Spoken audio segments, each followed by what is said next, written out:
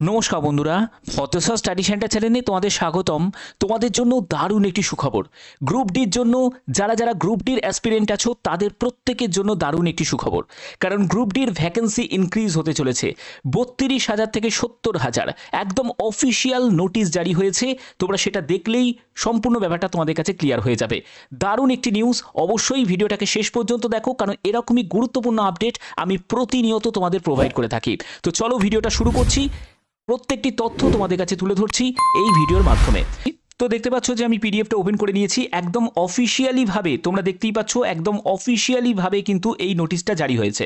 এবং এই নোটিশটা কি রিগার্ডিং দেখো, minutes of the PNM meeting, একটা পিএনএম মিটিং রাখা হয়েছে, যেখানে বলা হচ্ছে যে between railway board and all India railwayman ফেডারেশনের তরফ থেকে। এবং এখানে যে মিটিংটা হয়েছে সেই মিটিংয়ে কী কী সিদ্ধান্ত হয়েছে সম্পূর্ণ ব্যাপারটা তোমাদের কাছে তুলে ধরবো।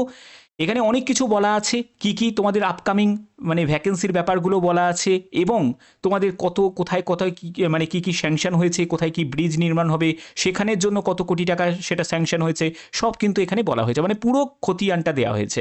তো দেখো, এবং আমরা এখান থেকে যদি একটু স্ক্রল করে নিচের দিকে নামি, এখানে আরও ডিটেলসটা এখানে আছে, এবং আমরা মেন টপিকেও চলে যাব।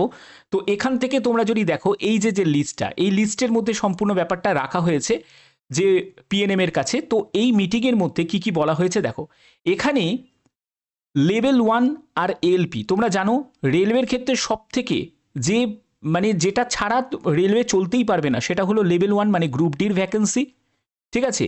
আর হচ্ছে এলপি ড্রাইভারও দরকার, এবং গ্রুপ ডি লোয়ার লেভেলের স্টাফ এদেরও কিন্তু প্রয়োজন।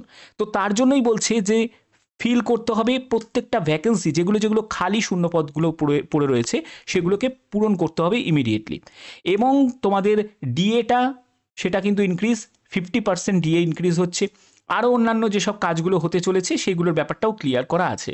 এবং দেখো এখান থেকে তোমরা যদি দেখো 23, 24, 25, 26, 27, এবং আর একটা ব্যাপার কিন্তু এখানে না বললেই নয়, সেটা হলো at least 15 lakh need to sanction medical advance to railway employees for transplantation kidney bone marrow. অর্থাৎ যাদের কিডনি বোন ম্যারো, তোমরা জানো কিডনি বোন ম্যারো ট্রান্সপ্ল্যান্টেশনে অনেক টাকা খরচা, তো সেইটার জন্য কিন্তু অ্যাটলিস্ট 15 লক্ষ টাকা কিন্তু স্যাংশন করা হচ্ছে, ঠিক আছে। এবং মেডিকেল যাদের এরকম ধরনের রোগে আক্রান্ত আছে তারা এই সুযোগটা কিন্তু পাবে, ওকে। তো এটা কিন্তু একটা বড় স্টেপ, যেটা তোমাদের অল ইন্ডিয়া রেলওয়েম্যান ফেডারেশনের তরফ থেকে রাখা হয়েছে, এবং অবশ্যই সেটাও কিন্তু ইমপ্লিমেন্ট হবে।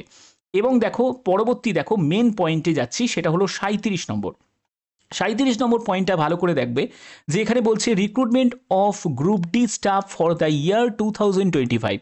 তোমাদের ভ্যাকেন্সি কত ছিল?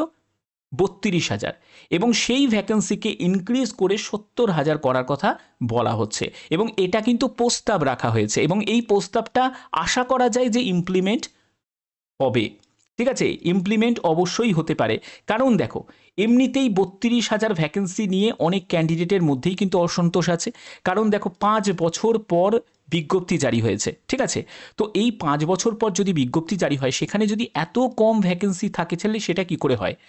আগে যখন 18-19-এ যখন বিজ্ঞপ্তি জারি হয়েছিল, প্রথমে 2018-তে 62,000 মতো, 2019-এ ব্যাক টু ব্যাক তোমাদের ভ্যাকেন্সি রিলিজ হলো, সেখানে 1,03,000 মতো, ঠিক আছে। তাহলে এবারে এত কম কেন?